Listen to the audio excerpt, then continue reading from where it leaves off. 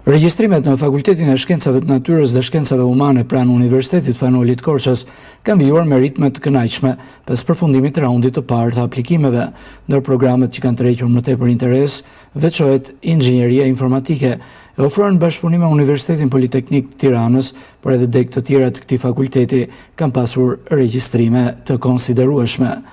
Dekani thekson se programet lidhen ngushtë me kërkesat e tregut të punës, ndërsa teknologjitë e informacionit dhe komunikimit mbeten një trend në rritje. Megjithatë, ai u bën thirrje maturantëve të mos anashkalojnë edhe programet e mësuesisë, të cilat ofrojnë mundësi të tjera punësimi.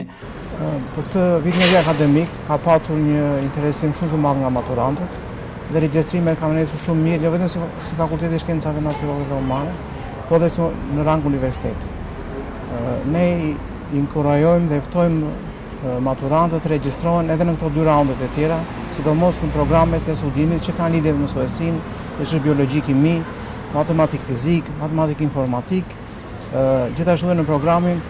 shkenca politike, cili është një program i ri dhe ofron mundësira shumë të mira studimi për maturantë. Programet që kanë patur interes të lartë janë programet që lidhen me teknologjinë e informacionit dhe komunikimit, që është inxhinieria informatike, që është një program studimi i përbashkët me Universitetin Politeknik të Tiranës, teknologji informacioni, programet e studimit infermieri përgjithshëm, mami, administrim politika sociale, edhe programet e tjera të mësuesisë si biokimia, matematik fizika, ka patur interesim dhe shpresojmë të kemi interesim